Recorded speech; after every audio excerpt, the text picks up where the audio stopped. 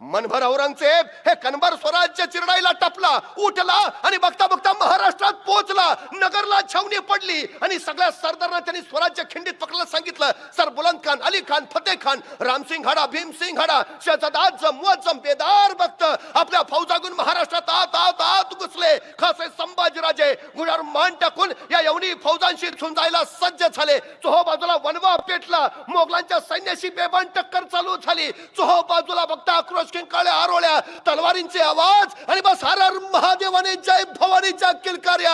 लढत होते मराठे, बेभानपणे झुंजत होते, मोगलांना त्राही भगवान करून सोडत होते. अरे दिवसाच्या 24 तासातले 20 तास घोड्यावर मान ठोकून लढत होता संभाजी. शाडूच्या मातेच्या भाकरी प्रसंगी खात होता संभाजी, पण झुंजत होता, रेटत होता यवन माग, कडडत होता. अरे तलवारीच्या टोकावर भाकरी भाजतात मराठे. औरंग्या तुला भाजायला वेळ नाही लागणार.